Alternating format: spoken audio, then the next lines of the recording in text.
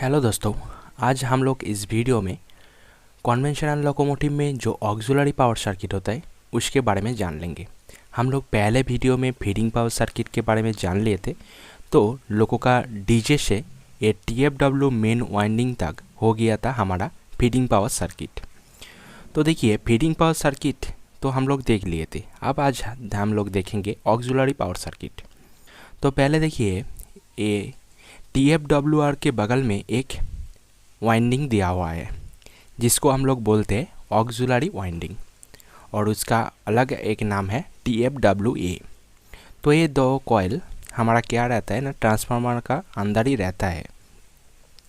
तो ये कॉइल देखिए, इसका नंबर ऑफ टर्न्स इससे कम है। तो हमारा ये TFWR में 25 के भी पेंटो से होते हुए OHC का सप्लाई इससे आ रहा था। ठीक है, तो हमारा TFWR में रहेगा 25 के भी सप्लाई। बट ये TFWA जो ऑक्सिलरी वाइंडिंग रहेगा उसमें कम रहेगा। कितना रहेगा? 380 और 415 वोल्ट हमारा इसमें रहेगा, क्योंकि ये स्टेप डाउन कर रहा है। ठीक है, तो इसमें हमारा 380 415 वोल्ट लेके हम लोग क्या करता है, ये ऑक्सिलरी पावर सर्किट में सिंगल फेज लेके 3 फेज बनाता है। तो 3 फेज बनाते हम लोग क्या करता है ना, हमारा लोकोमोटिव में जो ब्लोअर, कंप्रेसर और जो स्टैटिक डिवाइस रहता है उसको चलाने के लिए हम लोग 3 फेज का ज़रूरत होता है। तो वो 3 फेज को सप्लाई देने के लिए हम लोग सिंगल फेज लेके लोको में एक डिवाइस लगाता है जिसको हम लोग आर्नो बोलते हैं। तो आर्नो क्या है? एक रोटेटिंग कन्वर्टर है जो कि ना हमारा सिंगल फेज लेके 3 फेज बनाता है और वो compressor, blower and static device को सप्लाई देता है। तो देखिए, ये जो TFWA है उसका ऊपर में लिखा है A1 एंड नीचे में A0। ये दो बूसिंग दिया हुआ है। और ये है आर्नो। आर्नो के भीतर देखिए 3 कॉइल दिया हुआ है। तो A1 से होते हुए ये कॉइल को बोलेगा U फेज। ठीक है, 3 फेज दिया हुआ है तो ये U फेज हो गया। नीचे से A0 बूट से जो जा रहा है वो हो गया हमारा V फेज। बट हम लोग देख रहे हैं ये 3 फेज दिया है, 3 कॉइल है तो तीनों फेज आ रहा है। तो यहाँ से तो 2 इस तरफ एक जा रहा है, ये इस तरफ जा रहा है, तो हमारा कन्फ्यूजन होगा। तो यहाँ पे तो हम लोग 2 फेज बोलेगा। बट इलेक्ट्रिकल में हमारा 2 फेज बोल के कुछ नहीं होता है। सिंगल फेज होगा, नहीं तो 3 फेज होगा। बीच में 2 फेज का वैल्यू नहीं है। ठीक है, एग्जिस्ट नहीं करता है। तो A1 से U फेज लेके हम लोग इस कॉइल में सप्लाई दिया है, एंड A0 से हमारा V फेज लेके हम लोग इस कॉइल को सप्लाई दिया है। बट ये आर्नो क्या होता है ना, आर्नो के बाहर में एक स्टेटर पार्ट रहता है जो कि ना फिक्स रहता है। स्टेटर पार्ट ही है, ये 3 कॉइल में रहता है। ठीक है, स्टेटर जो पार्ट रहता है जो मूव नहीं करता है वो फिक्स रहता है। तो स्टेटर पार्ट ही है ये 3 कॉइल, और इसका अंदर एक रोटर रहता है। रोटर क्या करता है, हमारा रोटेट करता है। जैसा हमारा मोटर है ना, बाहर में फील्ड रहता है, भीतर का एक शैफ्ट रहता है जो रोटेट करता है, तो ऐसा ही काम करता है ये आर्नो। तो रोटेट पार्ट हमारा घुमाने के लिए ये स्प्लिट फेज का यूज़ करता है, क्योंकि हमारा ये जो आर्नो का भीतर रोटर है वो ये दोनों फेज में पावर सप्लाई देने से नहीं घूमेगा। उसको अलग से एक कम वोल्टेज वाला फेज देना होगा, जिससे क्या होगा, इसमें जो रोटर रहेगा अंदर उसमें RMF प्रोड्यूस होगा, रोटेटिंग मैग्नेटिक फील्ड। ठीक है, तो RMF प्रोड्यूस होने से वो क्या करेगा, घूमेगा, और नहीं होने से वो नहीं घूमेगा। ठीक है, तो ए फेज एक दिया हुआ है। बट ए फेज को पावर कैसे मिलेगा? तो देखिए, A1 से जो U फेज जा रहा था स्प्लिट करके एक फेज निकला है, जिसको C108 एक कॉन्टेक्टर दिया है ऑपरेट करने के लिए, और उसके साथ R108 एक रेजिस्टेंस लगा दिया है, और रेजिस्टेंस के आउटपुट से ये फेज को पावर सप्लाई मिल रहा है।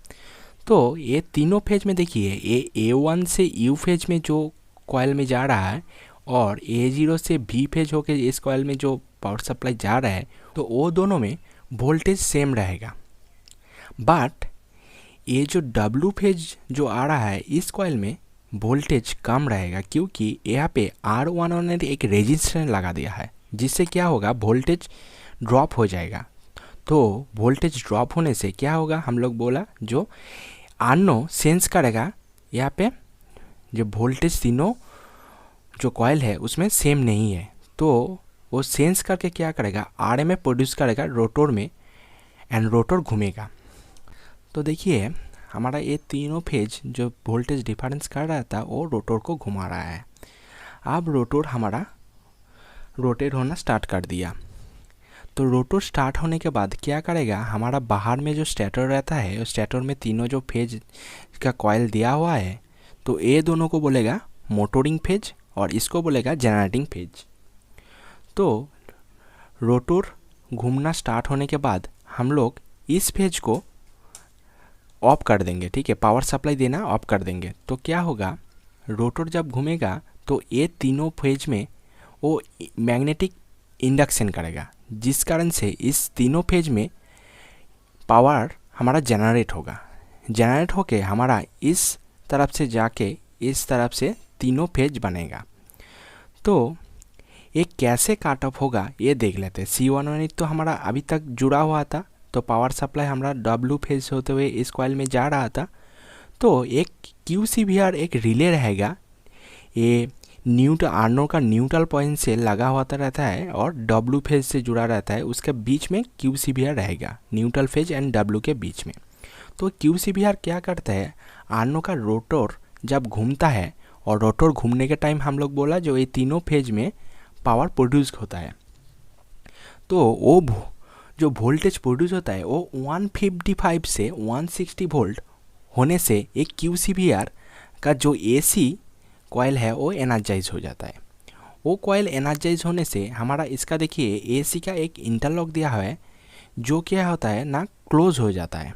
अभी तक ओपन था, वो क्लोज हो जाता है। तो क्लोज हो जाने से हमारा क्या होता है ना, ये DC कॉइल को एनर्जाइज करता है। तो DC कॉइल एनर्जाइज होने के बाद क्या होता है, हमारा लोको का जो C118 कॉन्टैक्टर था वो ओपन हो जाता है। ये DC कॉइल एनर्जाइज होने से C118 कॉन्टैक्टर ओपन हो जाता है, क्योंकि हम लोग जानते हैं DJ कंट्रोल सर्किट में जो C118 ब्रांच था उसके ऊपर में एक QCVR का इंटरलॉक दिया था। तो जब हम लोग आर्नो स्टार्ट हो गया था, तो तब C118 का जो ब्रांच में QCVR का इंटरलॉक था वो नॉर्मली क्लोज था, वो ओपन हो जा रहा था। तो C118 हमारा डी एनर्जाइज हो जा रहा था।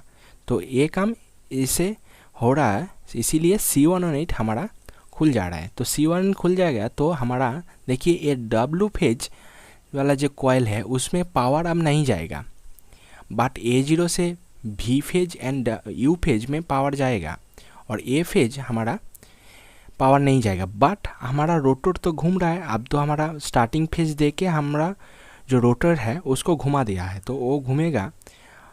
तो ये पावर अब नहीं जाएगा, तब भी वो रोटर घूमने से ये तीनों कॉइल में मैग्नेटिक इंडक्शन होके ये पावर जनरेट करेगा, और पावर जनरेट करके क्या होगा, 3 फेज सप्लाई हमारा लोको में जो blower, compressor and static device रहता है उसको देगा।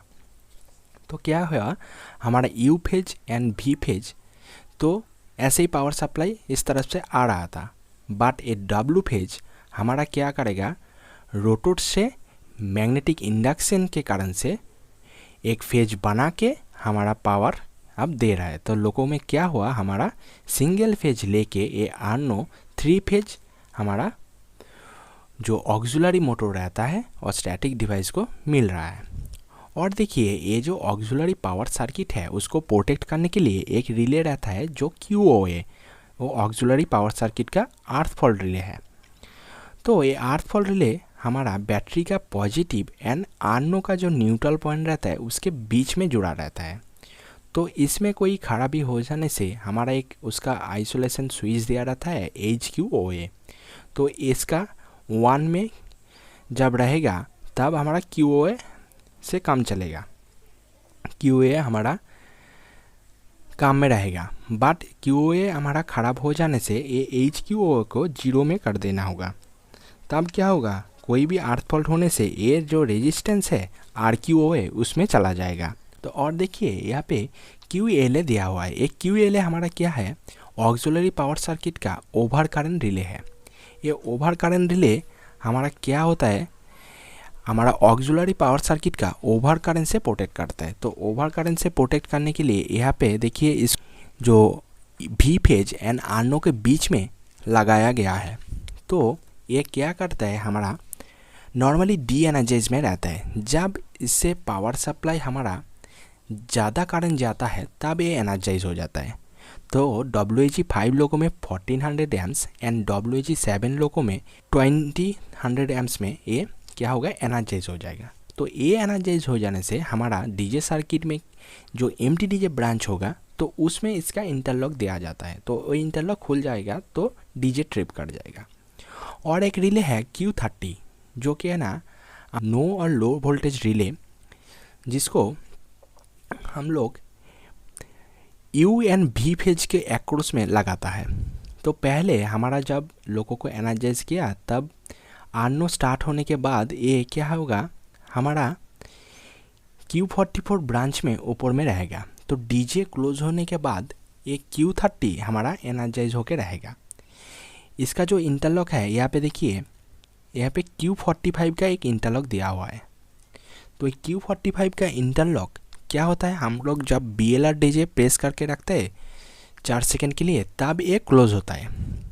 तो क्लोज होने से क्या होगा, इसका पावर सप्लाई यहाँ से आएगा और Q30 को मिलेगा और Q30 एनर्जाइज हो जाएगा। बट RQ30 से भी पावर सप्लाई आएगा। तो जब हम लोग BLR डीजे को 4 सेकंड के बाद छोड़ देंगे तब क्या होगा, ये पार्ट इससे मेंटेन करके एक Q30 को एनर्जाइज करके रखेगा। और एक UA नीडल दिया है जो UA मीटर बोलता है। तो उसमें कैब 1 कैब 2 में 2 मीटर रहता है जिसको हम लोग वैसी वोल्टेज देख सकते हैं। और ये जो पावर सप्लाई 3 फेज हम लोग को मिला तो वो क्या करता है, हम लोग जो 5 डायरेक्ट मोटर रहता है जो कि ना हम लोग आरनो जब स्टार्ट होता है उसके साथ ही वो भी स्टार्ट हो जाता है। उसके लिए अलग से कोई स्विच लोकोमोटिव में नहीं रहता है। आरनो स्टार्ट हुआ मतलब वो भी स्टार्ट हो गया। क्योंकि ये देने का मतलब क्या हुआ, हमारा आरनो जब स्टार्ट होता है तो वो क्या करता है 380 वोल्ट 415 जो वोल्ट सिंगल फेज लेके 380 वोल्ट 415 वोल्ट हमारा 3 फेज बनाता है। तो कोई भी लोड नहीं रहेगा तो आरनो हमारा ख़राब हो जाएगा। तो आरनो में कुछ लोड रहने के लिए हमारा ये डायरेक्ट तीनों मोटर को लगा दिया है आरनो के साथ। तो वो कौन कौन का है, देखिए MPH MBSL1 MBSL2 MBSI1 and MBSI2। तो MPH हो गया हमारा जो ट्रांसफार्मर ऑयल रहता है नीचे में उसको सर्कुलेट करने के लिए एक मोटर। MBSL हो गया हमारा जो SL1 ब्लॉक रहता है उसको ठंडा करने के लिए एक ब्लोअर मोटर। SL2 को ठंडा करने के लिए एक blower motor MBSL2। RSI block 1 को ठंडा करने के लिए हो गया हमारा blower motor MBSI1 and RSI2 block को ठंडा करने के लिए हो गया MBSI2। और देखिए रिमोट कंट्रोल ब्लोअर हमारा यहाँ पे MCP रहता है। MCP हो गया 3 रहेगा हमारा कंप्रेसर। तो इसको हम लोग BLCP-A एंड BLCP-D दोनों स्विच से ऑपरेट कर सकता है लोको पायलट डेक से। इसीलिए ये सब ऑक्सिलरी हो गया हमारा रिमोट कंट्रोल। और BLVMT से हम लोग 3 चला सकता है। तो देखिए MVRH MVMT1 and MVMT2 and हम लोग MP से जब ब्रेकिंग में लेता है तो MVRF चलता है। तो ये 7 हो गया हमारा रिमोट कंट्रोल ऑक्सिलरी मोटर। और लोको में स्टैटिक डिवाइस भी रहता है जो आरनो से पावर सप्लाई लेके चलता है। वो है एक CHBA जो बैटरी चार्जर है, एक कैब हीटर, कैब को गर्म करने के लिए हीटर दिया जाता है, और कैब फैन। तो ये हो गया हमारा ऑक्सिलरी पावर सर्किट। और ये हो गया हमारा आरनो। आरनो है एक क्या ना रोटेटिंग कन्वर्टर जो सिंगल फेज लेके 3 फेज बना के हम लोग को देता है। तो ये वीडियो हम लोग को कैसा लगा ज़रूर कमेंट करके बोलना। कुछ डाउट होगा तो भी कमेंट करना, कुछ डाउट नहीं होगा तो भी कमेंट करना।